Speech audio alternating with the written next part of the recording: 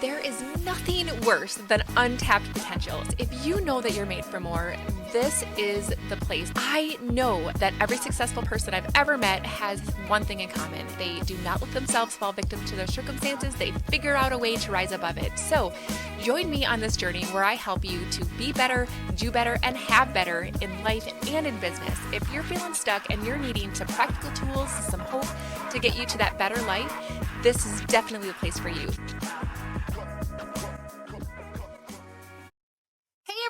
Welcome to the Unstuck Podcast. I'm your host, lachellewieme, and today we get a chance to talk to Edward Collins. You guys, you are going to get your socks blown off with our conversation today. Edward is a serial entrepreneur who is really focusing on helping other entrepreneurs. And what I love about Edward is that he's on a mission to help, if I remember right, 100,000 people. Like, you want to make a difference in the world. You're an impact-driven person, just like I am. And not only do you want to help people, create the business of their dreams, but you also wanted them to create the life of their dreams, which is exactly what I'm about. And so I am so excited to hear from you today. So welcome to the show. Well, Lachelle, I just want to say how appreciative I am for you to be able to share company with me today, because at the end of the day, when we surround ourselves by good people, good things happen. So thank you. 100%. Oh my goodness. So Edward, I want you to give us a better idea of what it is that you all do and how you do help people in the world today. Well, my road has been long and winding, as you mentioned in the opener. I'm a serial entrepreneur. So I actually started my very first business the summer after second grade. That's a long story for a different day.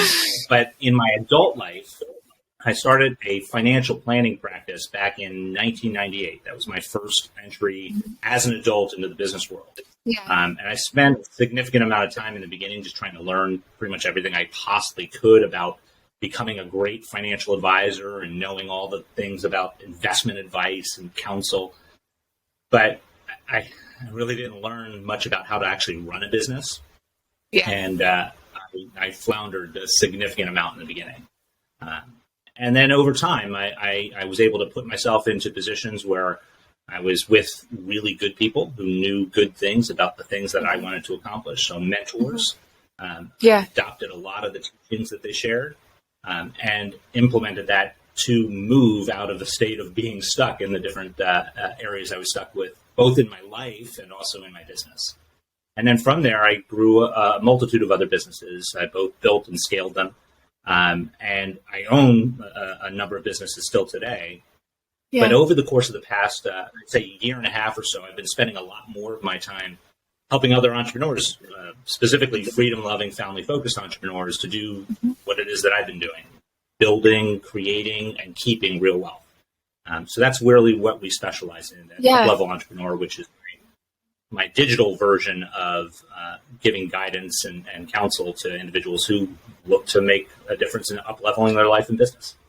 Yeah, I love that. And, one of the things that your situation reminds me of my own, because I have two businesses that I run, the podcast, and then I'm still working essentially full time in my anesthesia career. And so I also have a lot of things that I'm juggling, but I, like you, am freedom loving and family focused. And so it's not just about having the things on my to-do list. I want to have the life that encompasses the balance, the harmony that really makes me excited to wake up every day. And I love that you also have a lot going on your calendar. You're running several businesses, but that's your focus as well. Absolutely. If you look at what we do and why we do it, it's typically about the experiences of life, not necessarily the assets that you accumulate in life. Don't get me wrong. Right. Money. So a lot of people say that money isn't important, and I tend to agree with that. Money in and of itself isn't important, but unfortunately, it impacts everything that is. So it impacts your health. Right. It impacts your family life, your friends, the networks that you're in, the experiences that you're able to have. So making sure that you can move forward in a state of momentum is important. Yeah, absolutely. And I think that, like you said, the money itself is not the thing. It's what we do with the money and also how we feel about money. Because I know that you're really passionate about mindset as well as I am. And so when we don't have the right mindset and the programming that have to do with wealth and money, that can sabotage our ability to grow it and to build the life of freedom and family focus and all the things that we want to do. Absolutely. I mean, mindset is critical to pretty much anything and everything you want to do in life. And having, specifically on the areas of money, not only mindset, but adding to that things like financial literacy, having a good understanding of what money is and how it even works in life. And for business owners, my experience, again, I've been doing this for more than 20 years now. My experience is that most individuals that call themselves business owners really aren't business owners. They own a job. And oftentimes they own a collection of jobs. And a lot of that's because of the mindset that they have and the lack of financial literacy that they have puts them in a position to not really be able to really get into a state of fulfillment, the growth and scale. And I got to a point within my own careers that I experienced the same thing. And I learned the things that are necessary in order to get you to that next level. Yeah, I wanted you to describe a little bit for those people who are listening, exactly what that state feels like when you said, a lot of people are not business owners, they're running multiple jobs. Tell me a little bit about your own experience or the people that you work with and kind of paint me a picture of what that looks like. Sure. Again, I'll go back to my core business, which is a financial advisory firm. I can remember when I first started my practice, I was young. I didn't really know much at all about, I didn't know anything at all about running a business, but I also didn't know a lot about money. I didn't come from money. My family was not wealthy. I lost my father when I was 13. I lost my mother as a senior in college. And we weren't from wealth. We weren't from means. So I didn't have a good understanding of what money was and how to use it. So I made a lot of mistakes at the beginning. I got significantly in debt trying to build out a practice, a financial planning practice.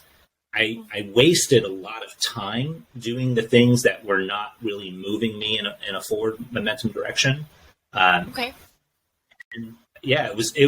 uncomfortable is the wrong word for it, because I think my belief is that everyone should move into this state of fulfillment. And the only way to be in a state of fulfillment is to be in a state of progress. And I was absolutely stuck. That's one of the reasons I'm so pleased to be able to share a company with you, because I love programs like yours that try to help people move forward in life. Because realistically speaking, you have three states of being. You're either in a state of momentum or forward progress. Yep. You're either moving forward, you're standing still, or you're moving backwards. Right. And the reality is, I think that the latter two are really just different phases, if you will, of the same thing, which is which is absolutely. If you're not in a state of progress, you're in a state of decay. Right. And being stuck and static is a state of decay. And that feeling, just think about the word decay. That's a very, very bad feeling to be in. And I was absolutely 100% there. And it took a lot. Don't get me wrong. Everything change is not easy, and it takes work. But when you put in the right type of effort for the right type of direction, making that movement that's one of the most amazing feelings you can get. And I would love for you then to paint us a picture of what it could look like.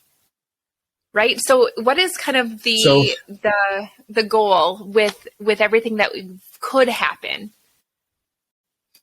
Well, I think about it. Think of all the things that make you happy in life, all of them. If you think about it critically, it's typically a state of momentum, a state of motion, and a state of progress. Most people think of success, the word success, especially today, they think of it as just the Instagram profile where you see someone with a perfectly curated photo, amazing filters, and you just look at that life is so amazing. But the reality is that's just not real. I mean, right. I don't know about you, but I wake up, I have to primp and get proper, shower. I have to do the things that actually make me feel comfortable and good to go out and tackle the day. And it's messy. I mean, and we focus so much on success being a destination, and it's not. Success is actually the journey. It's not. It's not It's not one milestone being achieved. Don't get me wrong. A milestone being achieved feels really good. Right. But it doesn't last. When you hit a milestone, that feeling that you have, that feeling of joy and happiness, it is real, but it's oftentimes short-lived. Right. Like think about like your own life. I mean, you're running a successful podcast. Think about the time that you hit the first like 100 subscribers. Like before you had any, that was like, wow, what an amazing experience. Like, what an amazing milestone. Right. But that joy was probably relatively short-lived, because my opinion is that you don't actually get joy in the milestone achieved. You get joy from fulfillment. And the only way to have fulfillment is to be in a state of progress. 100%. And I think that's one. Yeah, it totally does. And I think that when we can string together moments of joy over and over and over again, that's really what one would consider a successful life at the end of their life, right? And so I guess where I'm going with this is when you are trying to help us to create this life of wealth and harmony and balance, I want to try to give people this mental picture of what that could look like, because this is one of the things that I've noticed, Edward, is that so many people that I talk to don't even know how to dream. They don't even know how to look at a life that is beyond what they know now. They only see the mud and the muck that they're in, right? And I think that we also don't always believe that it's possible for us. And I think that what you do is your, success leaves clues. And so when we can start to think about what that life looks like, and we can take someone else's belief, like mine and yours, and we can take, our belief and put it into them and say, we believe in you.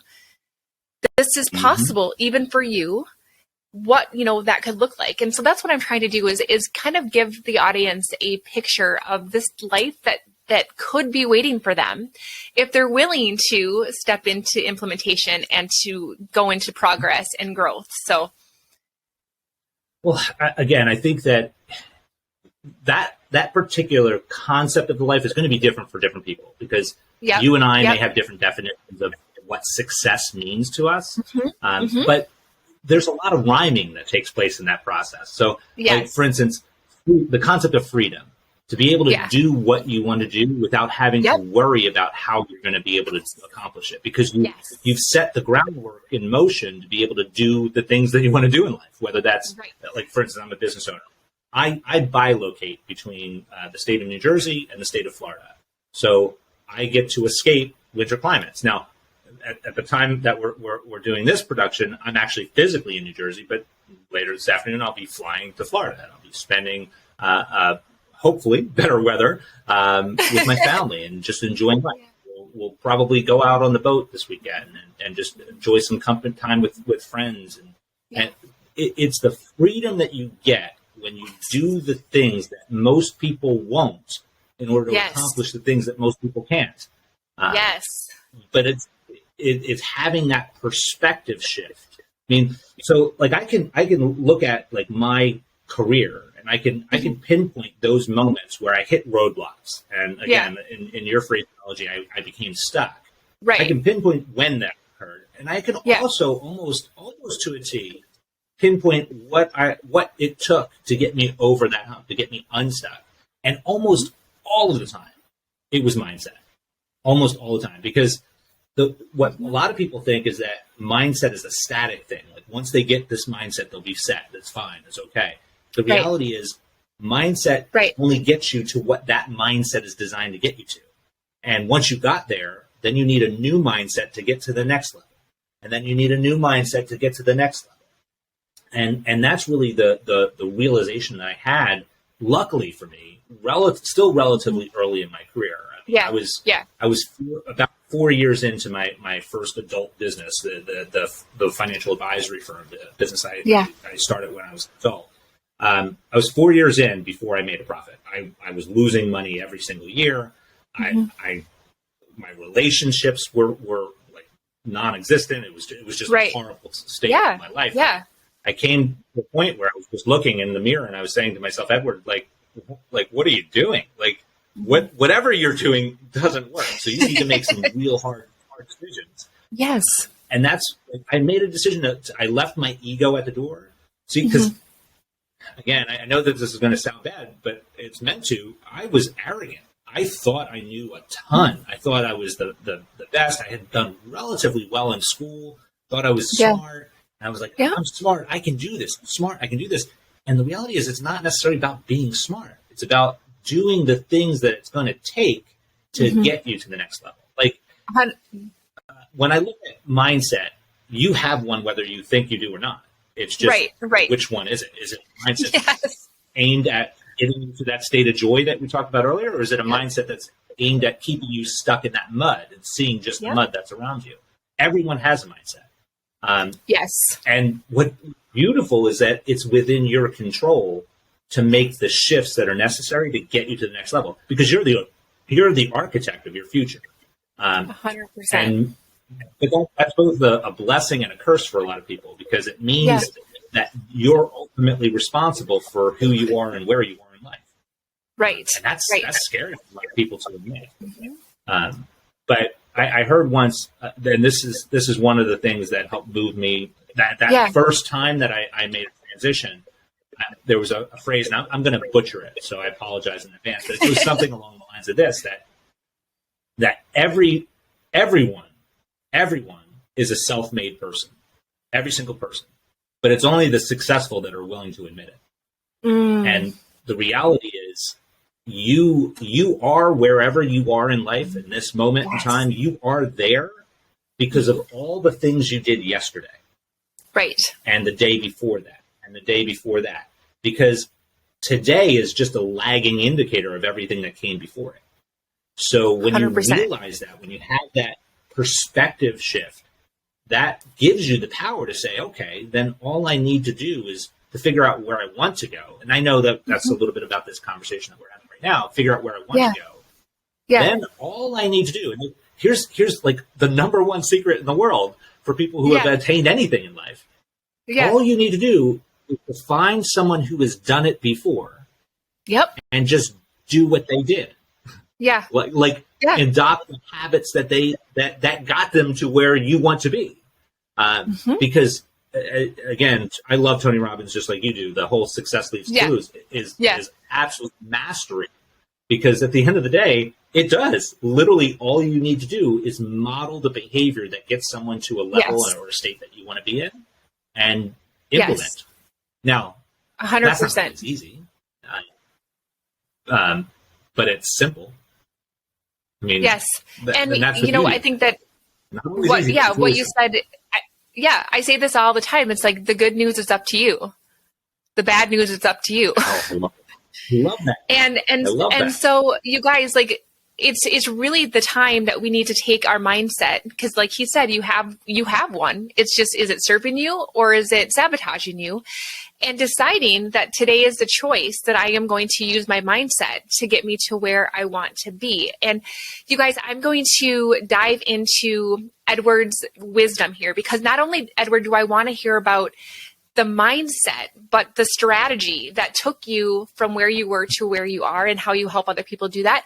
But first, I got to tell you guys all about something that I've been working on. I am so passionate about connecting us together to give you all of the tools that you need to get from where you are to where you want to be. And I'm a big believer in really elevating ourselves and our status and being better if we surround ourselves with the right people. So I'm going to tell you all about this program I've created just for you to be able to be better connected to the people that are going to get you to where you want to go in just a second.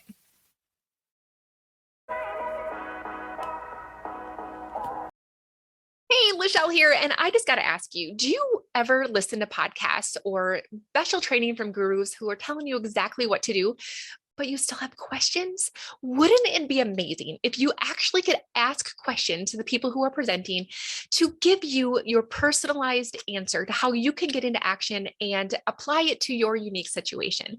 That is exactly why I created the Better Club Elite, which is a very special, very exclusive monthly membership that gives you access to those question and answer sessions that are going to get you into action and get you all lined up with everything that you need to start being better, doing better, and having better in life and in business. The support, the answers, and everything that you need to get you into action. So let's go. Okay, Edward, let's get into this because you said that you had a couple of pivotal moments in your life and you literally could pick out the exact moments and the mindset shifts that needed to happen. So let's go there first. Why don't you tell us a little bit about that? Well, again, I got to a state in my first business where I was hundreds of thousands of dollars in debt. And I'm not proud to say it, but I think it's important for your audience to hear it. You can be in a state of complete misery and financial catastrophe, and you can pull yourself up. I mean, my family and I enjoy an extremely comfortable lifestyle now because of the effort and the energy that we put in over the course of the past 2 decades to build the enterprise that we have. But at that moment, I couldn't see where I am today. I couldn't see really anything beyond the bills that were piling up on the kitchen table at the time. Like I can remember walking into my where I was living at the time and literally stacked on the table were bills and from creditors that were saying final notice. It was a horrible position to be in. And that's when I mentioned earlier, I had this moment where I literally walked into my bathroom and I can picture it because I remember the way the mirror looked. And I remember looking in the mirror and I looked at myself and I literally said this. I said, Edward, what are you doing? Whatever it is, it's not working. And you need to make some really hard decisions. And that's when I was blessed enough to be able to have the foresight to say, okay, I need to leave my ego behind. It's okay if I don't know everything. It's literally, it's okay for me to fail. I just want to fail faster than I've been failing because I was failing over the course of a 4-year period. And it wasn't ever present enough in me to say, wow, I need to change. But I got to that point, luckily. And then I left my ego at the door and then I made a decision that I could go out and I could find someone that is doing what I want to be doing in a way that is actually leading them to a state of happiness, a state of joy, a state of success. Yes. I also I don't like to say successful because I don't believe you can ever really be full of success. I think that success is a state of true abundance. It's out there for everyone to get, and you have the ability to acquire it, and you can acquire more and more and more and more. So I never say successful, but in my journey to success, I couldn't even see the path in front of me. I didn't know what the path even looked like for me to find. So I found mentors. Found both mentors in person, meaning individuals who are literally doing what I wanted to be able to do in business. And I asked them if I could buy them a coffee or go to lunch and just pick their brain. And this is before the real rise in the internet that we are right now, this day and age, we have the privilege of being able to take advantage of. I literally had to go out and try to shake hands with people and get them to commit to investing some time with me. And at the time, I was a no one. I didn't have a business that was successful. In fact, you couldn't really call what I had a business at all. It was like this conglomeration of different tasks and to-do lists that I personally needed to do every single day. I never cross all of the things off the list. But I was lucky enough to find people who were willing to invest some time with me, and then I asked them really good questions, which that's really the key to getting transition in your life. I mean, you can it's the quality of the questions you ask, both of others and yourself, that determine the outcomes that you're going to achieve in life. And so I was lucky to start asking some really good questions and getting some really great answers, and then I made a commitment to put it into practice. Whatever I learned. And I said, okay, what I've been doing wasn't working, so I'm willing to do whatever someone else tells me to do to see if it works, to attempt it. Because again, I left my good door. No aspirations of whatever I was going to do would work. And then it's again, the secret. At the end of the day, I started doing the things that made other people move forward in their journey of success. And I actually started to make steps.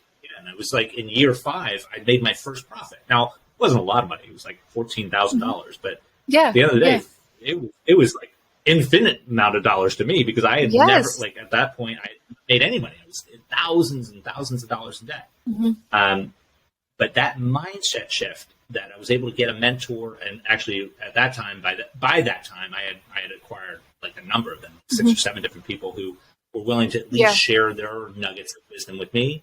I mean, the program that you mentioned earlier that you're working on is absolutely amazing, because it really is the people you surround yourself with that matter. Because the company that you keep, that absolutely has a major impact on where you are in life. Because, my mom used to tell me, she used to say, the best way to catch a cold is to hang around people who are sick. And that's the same thing with success, because success is almost better caught than taught. If you're around other people who are in a state of progress toward their journey of success, some of that rubs off on you either through peer pressure, meaning you want to try and keep up with the right Joneses. I mean, you don't want to keep up with the Joneses that are spending everything on consumer debt and consumer items. You want to keep up with the Joneses that are actually making major milestone shifts in their life. And that's that company you keep type of situation. So the mentors that I had back then were absolutely amazing. Your audience, I mean, we're all in this state of absolute being blessed, because we live in the day and age where you don't necessarily have to sit in front of your mentor literally face to face. You can do that through technology that we employ, whether it's computer screens and YouTube videos or podcasts on your drive to work. Right. You are the architect, and you get to implement all these things. So I would definitely key in on mentors being that first shift for me. And I just want over the years acquiring more and more. Yeah, I want to ask you, there's two things that I want to touch on that. And both of them have to do with implementation and getting into action, because that's something that I've picked up on your conversation this entire time, is that you put yourself into action. You don't think about it, you do it, right? And I think that there's 2 things. One is I want to know about the habits that you have learned from these mentors. And I know that success leaves clues, like you said. So there's probably a theme of habits that you've developed over time that have led to your success. So that's the one thing. And then the second thing I'm going to ask you, because I don't want to forget what both of the questions are, is that I think sometimes our mindset sabotages us. So you might see somebody, a mentor, saying, okay, I want you to do this, and this. And then you get into it and you're like, I can't, I'm too scared. What if they say no? What if they judge me? What if I fail? What if I look stupid? What if I blah, blah, blah, blah, blah. And we don't implement because we get in our heads. So what do you tell people that are sabotaging themselves in that way first? I ask them the first question, do you like that person that you're being? Do you like being the person that sabotages yourself? Do you like it? Because some people are masochistic in really bad ways. So that's a state of masochism, to have that process where you're telling yourself the negative story of who you are instead of telling yourself the positive story of who you are. Like for instance, and this may sound kind of silly, but for the longest time, I told myself, I'm not a morning person. That was the story I was telling myself. That's literally just a story. There's no such thing as a morning person or an evening person. But that's the story I was telling myself. I'm not a morning person. So therefore, I said it so much that I actually believed it. And I wouldn't wake up on time. I'd hit the snooze button like 15 times to a point where the snooze button broke. But the reality is, you get to tell yourself whatever story you want to tell, because the mind can't tell the difference between reality and fantasy. Like the brain can. Like literally the concept. It's a memory to the brain. Yeah. Exactly. So if you, instead of saying I'm not a morning person, you say, I'm the type of person that wakes up and takes charge of every single day. And you just tell yourself that. And that, again, you may think that sounds silly, but that's also a story you're telling yourself, because you maybe your friends and family have kept you down and say, oh, you can't do this, you can't do that. Or think about the limiting conversations that you've had in your youth. Like when I look at some of the most financially, again, not successful, but financially sound individuals in life, those are people who have adopted a philosophy that there is abundance in the world. There's not limiting belief in the world. So like concepts when you're a child where your parents say, no, we can't afford that. No, we can't afford that. Instead of actually just changing it to a question, how can we afford that? How can we do Right. this? Yes. Like that, the word how is a major mindset shift in and of itself, because it changes Right. whatever you're talking about from being potentially just yes or no responses to being something that is worthy of thought and deserves thought. Because as soon as you add a how to that, the beginning of any question you ask, you're now saying either to yourself or to the people who are going to be giving you responses, let's think critically about this. Let's come up with a solution. Yes. And so you need to think about, like, you and your audience needs to say to themselves, say, how can I do X, Y, and Z? Not can I do X, Y, and Z? How can I get to a state of being unstuck? Not can I get into a state of being unstuck? What can I do to make that happen? Questions or no? Yeah, the easy answers that most people have to any can question is no, because it's the easiest thing to literally say. Right. It's less letters, and two, it cuts off any further need of action. Like when you say no, there's nothing after that. But if you change the questions, the can questions to how can questions, you literally shift your ability to find solutions that actually move the needle. Yes. Because no doesn't. We open up our creative mind. No, yes.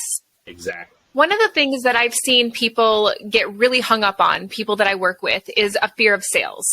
They don't want to come across salesy. They don't want to be, sales is bad, sales is spammy, all the things. But honestly, my pastor sells Jesus every single Sunday. And if you're not in sales of selling a product or a service, you're selling yourself every day. I sell myself at the hospital every time I introduce myself as an anesthesia provider to my patients, that they like me and trust me enough to take their life in my hands, right? And so when we have that mindset of I'm not a salesperson, sales is icky or whatever, we're really sabotaging ourselves from being able to show up as a person who can serve them. What would you tell somebody who's really stuck in that mindset?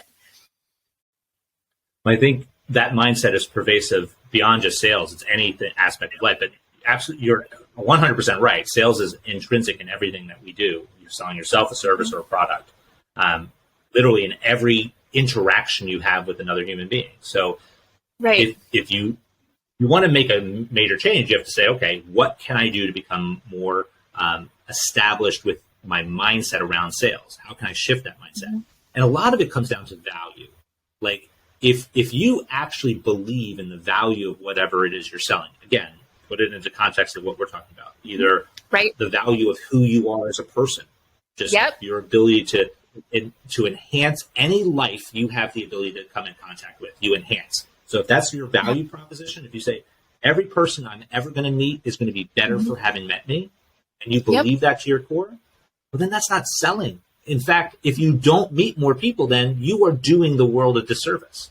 You are actually living in a state of not doing what you're meant to be doing. If you're selling a product, if you believe that product is the absolute best product. Now, again, maybe you don't have that belief, and maybe the product that you have isn't the best product. Well, then that's incumbent upon you to go out and find the best product, or develop an understanding of how that product actually adds value to the life of the recipient of that product. And if you have that as a belief, well, then again, it's not sales. You're literally adding value to someone's life by providing them with an opportunity to learn how that particular product will improve their life, and giving them the opportunity to get that product through you.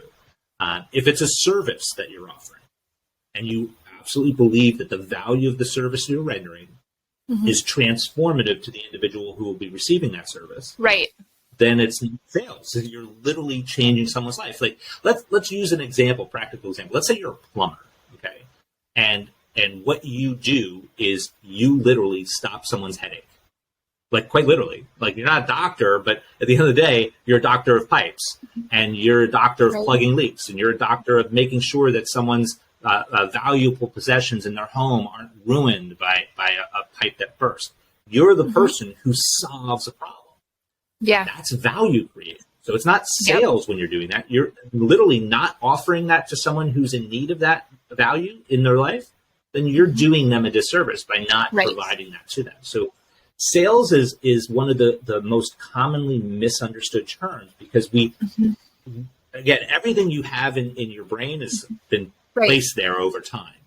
And we've been exposed to negative imagery of salespersons, individuals who are slimy or sleazy.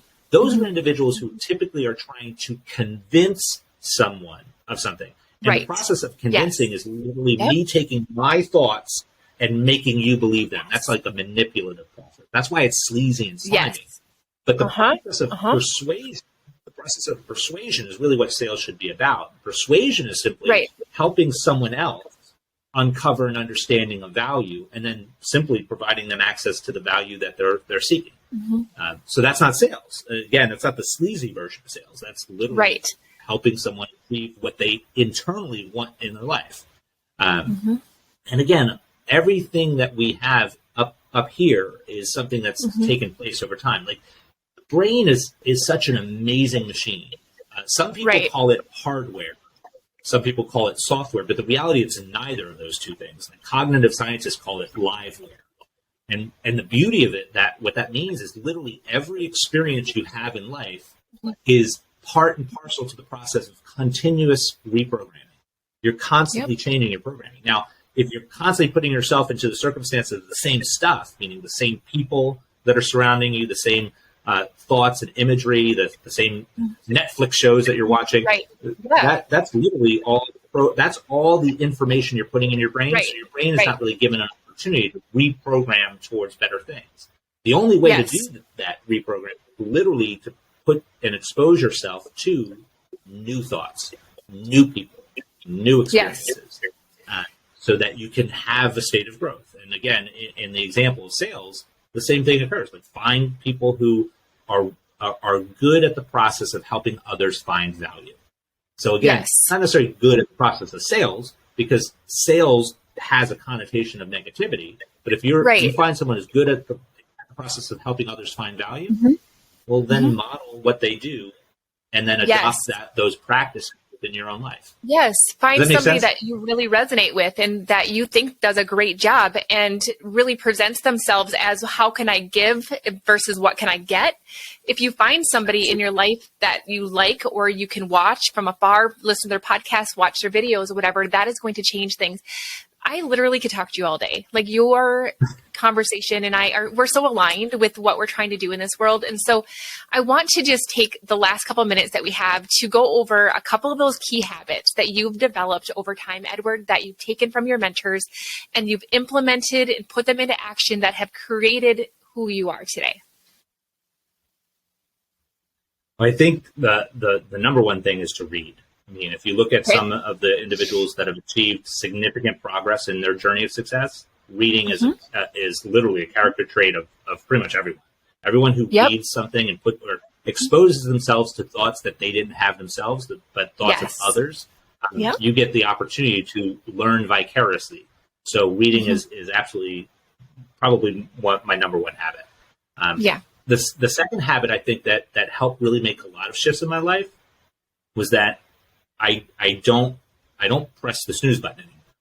Meaning, in anything. Meaning, I gather information and I act, or I just do. Like, for instance, in the morning, I don't wait in bed. Like, so everything you encounter in life is a struggle that you're teaching your brain how to react to the next struggle. So if you wake up in the morning and you lay in bed, you're teaching your brain that it's okay to not move forward, to not be in that state of progress. It's okay to do that. It's okay to hit the snooze button. It's okay. Yeah, if that's the life you want to live, then keep hitting the snooze button. But if the life you want to live is one that's filled with joy and success and freedom, well, then you've got to do the things that are going to be hard. Like we mentioned earlier, it's a lot of this stuff is simple.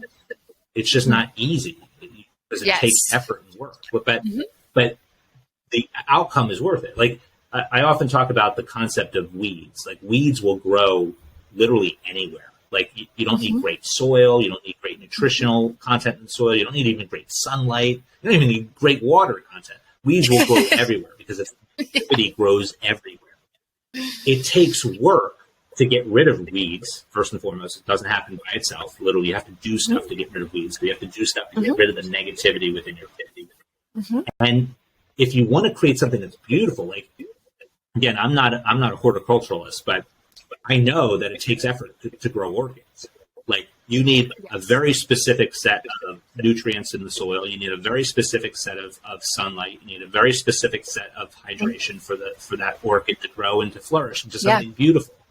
The same thing happens with your life. You just have to figure out what plant you want to be, then model and learn what makes those types of plants thrive, and then do those things literally every day. It's consistency. It's not talent. That is something I learned. I would say the most recent shift I've had in life, where I've taken, I got to a point where I had at that point, I think I had 3 businesses that were running and active and scaling, doing rather well. But I was starting a 4th business, and for some reason, I just couldn't figure out what was going on. And I looked at it and I'm like, okay, what are the things that I'm not doing here that I am doing here? And let me figure out how to start doing it. Like literally just put it into practice. Because when you model the behavior of someone who is doing well in life and you implement it consistently, you'll recognize, like think about some of the most successful people. Again, I really don't like the word successful, but the individuals that have attained something that you deem to be a milestone of significant success, very rarely, especially in business, very rarely is the number one character trait talent, because you don't need to be the most talented to achieve significant growth within whatever it is you're doing. What you do need, what is absolutely required, is being consistent and persistent in your pursuit of the goals and objectives you want. Like literally every single day, get up and do what needs to be done. And every single day you do that, you're training your brain that this is what I do. I'm the person who doesn't hit the snooze button. I'm the person who gets up and does the hard things. I'm the person who gets up and made in the beginning, especially as a business owner, and if a number of your audience members are business owners, they know this reality is you literally sacrifice and give up putting 40 hours into working for someone else to putting 100 to 120 hours into working for yourself. I know. Yeah, I love this. I've seen it saying that I gave up my 9 to 5 for my 24/7, but it's so worth it. Exactly. And it becomes worth it when you make that shift from being a job owner or really an owner of a collection of jobs to being a true business owner. And you're able to understand that the value that you're able to provide to your constituents, whether that's your team, your staff, whether that's your customers, whether that's your local community, whether that's even your family and friends and network, the value you're able to create, and when you recognize that the value you create is worth more when you work on your business rather than in it, that shift becomes a little bit easier. But you still have to do the things consistently. You still have to show up, and you have to have again, in a business owner setting, you have to have your team meetings with your core team. You have to constantly reevaluate the value proposition that you're offering to your customer base, your constituents. You have to do the hard things because the results are worth it. I mean, but they don't happen overnight. Just like if your goal is to get a 6-pack abs and you want to do sit-ups in order to accomplish that, you're not going to get that with 3 sit-ups. You're not going to get it with 50 sit-ups. You're not going to get it with probably, again, I'm not an individual who specializes in the healthcare space, but I would venture to say you're probably not going to get a 6-pack abs simply by doing 1,000 sit-ups. But it's going to come over time when you consistently do whatever it is that the exercise routine is that you're trying to employ in your life. You do it over time. Eventually, you're going to get to a point where you start to say, oh, I feel a little bit more fit. I see a little bit more definition. And then more time is going to pass. You continue to be consistent. Now I actually see some real definition. Like, it's results over time. But so many people are stuck in the state of immediate gratification. They want the result today. And if they don't get the result today, they give up. And they tackle the next shiny object on the list instead of being consistent with the things that actually will eventually move the needle. Yes. Does that oh my make goodness. sense? Hopefully that. Yeah, 100%. And I love what you said about being the person that I am the person that whatever. And if you have to find the mentor to say, what would this person do right now? Would the $1 million earner that I am, being mentored by hit the snooze button right now? Would the $1 million earner, what would the $1 million earner say in response to this question? And so when we start to own that identity it becomes part of who we are. And all of a sudden, and we're consistent in that, we'll look around and we'll be like pleasantly surprised, right? Of the success-filled life that we have. So I love that. I love it. Yeah. When you think about where you are today. Yeah. Oh, go ahead. No, I was going to say, is there any, I want to keep hearing what you're saying, because I was just going to ask you, is there any other, things that you wanted to mention that we haven't yet? Well, I spend a lot of time like sharing a lot of my information now, because again, I've gotten to the point where over the course of the past 20 years, I've been working mostly one-to-one with different business owners, different individuals and families, trying to help them both create and best yet to keep what I refer to as real wealth, which is wealth that stands the test of time and is not dependent on you to do the things that are necessary in order to create cash flow in your life. And I've been doing that, again, for 2 decades, one at a time, one business owner, one family at a time. Over the course of the past, I'd say, year and a half, and a lot of this has been in response to just the realities of what's been going on in the world lately. Right. I've shifted a lot to be able to now really focus and move more towards my mission and my fulfillment in life and helping more people. I've been shifting now to giving that same type of knowledge base to many people at a time. So on our social media environment, specifically on Instagram, I'm constantly giving away nuggets of wisdom, both on mindset, on what I refer to as the 3 pillars of intergenerational wealth creation: mindset, money, and Magicism. So if individuals are interested in learning more, they can definitely just jump to Instagram. We're going to make sure that they have all of the ways to connect with you in the show notes, because I'm sure that there's going to be people like myself who just want to continue to follow you, to get to know you, to possibly work with you. And so you have been such a blessing. Edward, one of the things that I always ask my guests to do is to pose a question to the audience that they can think about that's going to help them move the needle from where they are to where they want to be. So what would you ask people to ponder? Well, I ponder, are you willing to give up the word tolerate? Are you willing to give up that word? Because your today, every single thing about it, your bank account, the status of your business, if you're a business owner, your friends and the people you surround yourself with, everything about your today boils down to the word tolerate, because your today is literally just a reflection of what you're willing to tolerate in your life.